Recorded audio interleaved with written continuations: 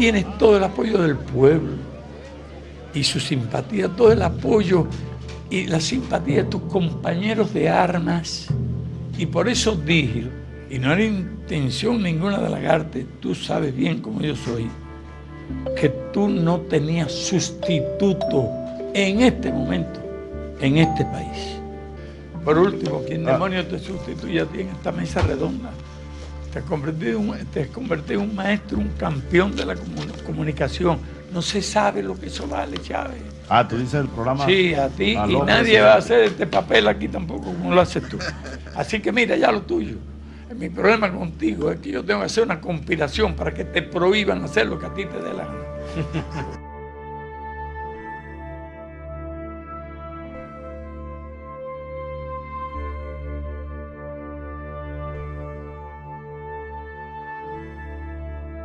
Yo fui uno de los 8 hombres que desembarcó en Machurucuto, en el conocido invasión de Machurucuto, que en realidad se hizo más al oriente de Machurucuto, en un sitio llamado el Cocal de los Muertos, y 4 cubanos y 4 venezolanos, entre los cuales me encontraba yo.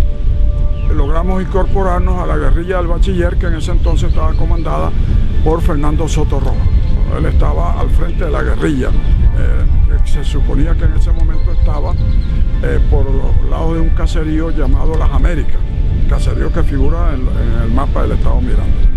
El objetivo era incorporar a 8 hombres calificados, 4 cubanos con una gran experiencia guerrillera. Entre ellos venía Tomás Cevich, que era en ese momento, cuando se incorporó a la misión de invasión a Machurucuto, era el segundo hombre Raúl Castro, era el vicealmirante, el viceministro de las Fuerzas Armadas, y los otros 3 cubanos eran 3 hombres también de experiencia guerrillera en la Sierra Maestra. Y los 4 venezolanos éramos 4 dirigentes del MIR que le íbamos a dar una fortaleza política a la guerrilla, constituyendo una comandancia político-militar. Nuestra misión de desembarcar, atravesar los cocotales y llegar a la carretera y comenzar a subir la montaña se cumplió con total eficacia, no hubo enfrentamientos en ese momento. Lo que ocurrió después fue un accidente de la lancha que nos trajo a la playa, que debía regresar al barco, puesto que ese era un equipo entrenado para ese tipo de operaciones. Tuvo un accidente la lancha y la corriente los derivó hacia Machurucuto, y ellos decidieron desembarcar también, aunque esa no era su misión, para tratar de unirse al grupo nuestro, cosa que no lograron, puesto que no conocían el terreno, y trataron de incorporarse y llegar a Caracas, para lo cual 2 de ellos pidieron una cola en un camión y fueron detectados en una alcabala una alcabala móvil que puso el ejército en el Guapo, porque el ejército había dejado una posta, vigilancia, y esa posta se dio cuenta de que había sucedido alguna cosa extraña, puesto que la lancha quedó abandonada en la playa de Machurucuto. Al desembarcar, nuestra misión era incorporarnos a la guerrilla del Bachiller, que suponíamos estaba en el caserío Las Américas.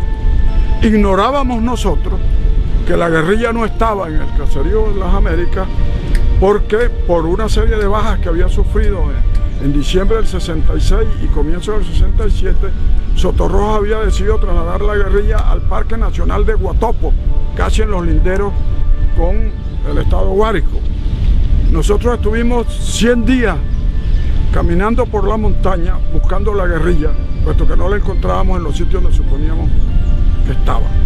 Hasta que por fin dimos con la guerrilla por intermedio de una conexión que se hizo con el aparato urbano del MIR en Caracas, que nos subió a 2 hombres del lado de Guatopo para que nos guiara hacia el Bachiller. Tardamos 100 días desde el momento del desembarco, el 8 de mayo del 67 hasta el 23 de agosto del 67.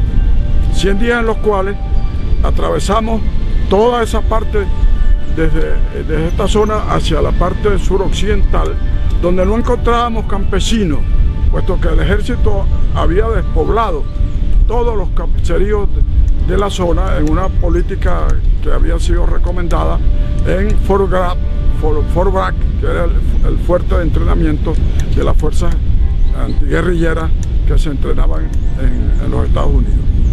Fue una misión sumamente difícil el encontrar a la guerrilla porque no estaba donde suponíamos que debía estar. En primer lugar, nosotros cuando nos incorporamos, cuando logramos dar con la guerrilla, encontramos una guerrilla donde había 21 hombres al mando de Soto Roja. 10 de ellos estaban enfermos o desmoralizados. Tuvimos que bajarlos y pedirle a la ciudad que nos enviara reemplazos. Pero encontramos una realidad muy distinta de la que nos habíamos imaginado y de la que en los informes que se mandaban de Venezuela para Cuba se afirmaba que allí había alrededor de 150 hombres, todos con FAL. Y nos encontramos no solo con que no había esa fuerza guerrillera que se nos había informado, sino que además el Frente Guerrillero del Bachiller se había convertido en un absurdo, puesto que no había población campesina, y la población campesina es la base social que debe formar la guerrilla, captando a los campesinos, y es la base social que les sirve para tener información, incluso para lograr suministros de alimentación. Nosotros pasamos 100 días dando vueltas por la montaña en precarias condiciones de alimentación, puesto que los caseríos que encontrábamos eran caseríos totalmente abandonados, que tenían unos volantes pegados en los ranchos que decían: guerrillero, agarra este volante e incorpórate a la lucha, a la actividad democrática del país. El objetivo que se buscaba en la década de los 60 con la guerrilla de Che Guevara en Bolivia, y sobre todo las guerrillas de Venezuela, que se suponía en aquel entonces que tenían capacidad de victoria a mediano plazo, era ponerse en el petróleo venezolano para utilizar el petróleo venezolano como un arma política. Eso fue derrotado en la década del 60 por la vía armada. La muerte del Che y el fracaso de la lucha armada en Venezuela en los años 60 hace que esa política sea abandonada transitoriamente hasta el momento en que Fidel Castro logra seducir políticamente a Hugo Chávez Frías, y entonces comienza otro tipo de invasión, una invasión concertada y consentida por Chávez, y hoy día Venezuela es una colonia de Cuba. Es decir, ustedes ven constantemente a Maduro, antes a Chávez, viajando constantemente a Cuba a recibir instrucciones. Hoy día tenemos una fuerza de ocupación cubana en Venezuela que incluso es una ocupación donde está incluida las Fuerzas Armadas venezolanas. El llamado socialismo, liderado en un momento determinado por la Unión Soviética, era un completo fracaso. No ha habido experiencia de este tipo que haya llegado a lograrse convertirse en una realidad. Es más, hoy día la mayor prueba de eso la tenemos en que la propia Cuba, después de 56 años de dominio, con un proyecto que es el que está tratando de copiar acá Nicolás Maduro y antes Chávez, ha fracasado. La revolución cubana ha fracasado. Las entrevistas, las conversaciones de Raúl Castro con Obama, lo que hacen es admitir y confesar el fracaso de la revolución cubana, y están buscando respirar por una vía de llegar de nuevo a una economía capitalista, para respirar, puesto que es una economía totalmente fracasada. Nosotros nos dimos cuenta de eso en un momento determinado, Moisés Moleiro y yo, Simón Sáenz Mérida, Américo Martín, los que dirigíamos en un momento determinado el MIR, y nos acogimos a la política de pacificación que en 1969 desarrolló el presidente Caldera, y volvimos a la lucha democrática. El llamado, más que al pueblo, se lo haría a la dirigencia política de este país. La dirigencia política. No se tiene conciencia clara de que nosotros somos una colonia cubana. La dirigencia política nuestra no tiene eso claro.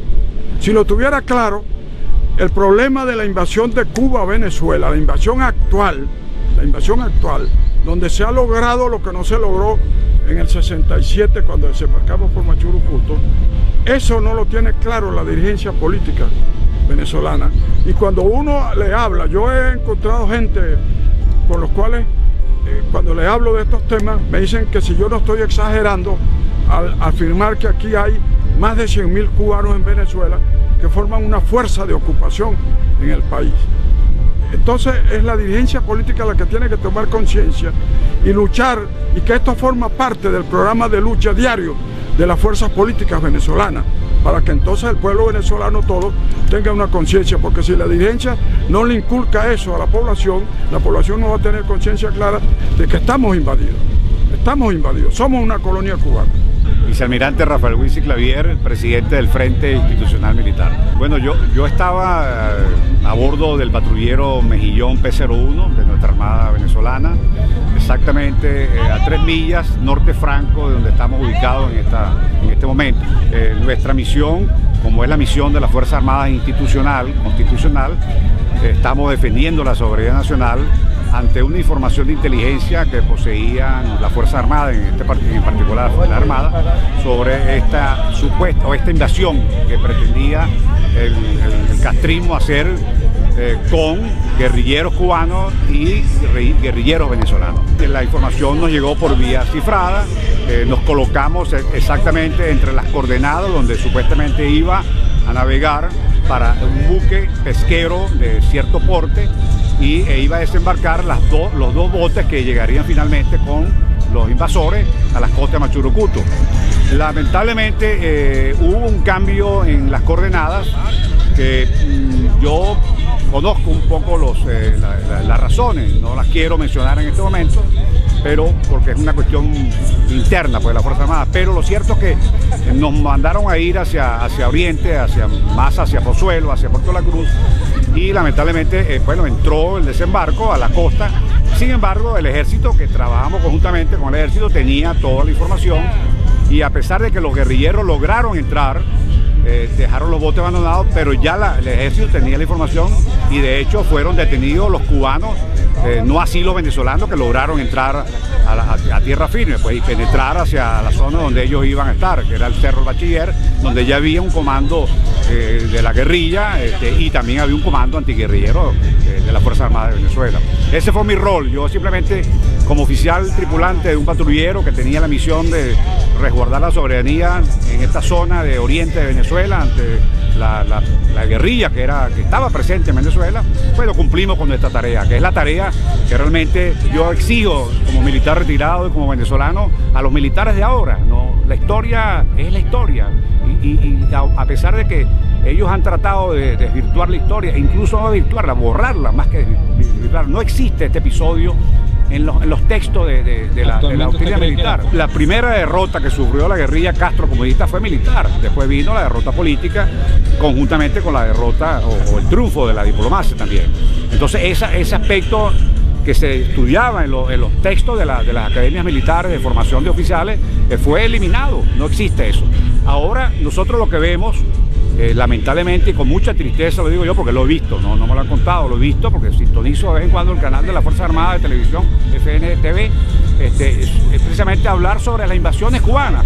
Recientemente veía un programa de la invasión de Fidel Castro, porque Castro fue un invasor compulsivo, él fue un imperialista, ese sí es ser verdaderamente imperialista. Él invadió Angola y el reportaje fue cómo la guerrilla y los soldados de la revolucionaria cubanos invadieron a un país extranjero. Eso es enseñar a los militares venezolanos, ¿no? Eso no es enseñar a los... Entonces, lamentablemente en este momento no se enseña esa historia. Esa historia está borrada, ese episodio está borrado de la historia militar de Venezuela. La invasión, la paradoja de todo esto, y es la tristeza que nos produce a nosotros que estuvimos en la Fuerza Armada y ayudamos de alguna manera a construir lo que fueron las Fuerzas Armadas profesionales de Venezuela, es que quien permitió la invasión cubana fue un militar, fue Hugo Chávez Frías, o sea, cosa inaudita, insólita, ¿no? Entonces tú dices eso y la gente dice, bueno, porque que haya sido un comunista, un presidente comunista, como pasó con Allende, que era un hombre que comulgaba, apoyaba el comunismo y que también permitió de alguna manera la presidencia de Castro allá y de comunista allá. Ahora, pero que fuera un militar, Hugo Chávez, que se formó y que aprendió y supo por la historia, porque en ese momento la historia se contaba, que haya permitido la invasión silenciosa de la ocupación, una fuerza de ocupación, es inaudito. 11:24 p.m. Aquí está. Gracias, Fidel. Comandante de todas las luchas, de todas las victorias, comandante del antiimperialismo nuestro americano, martiano, bolivariano y chavista, porque Fidel es un comandante chavista.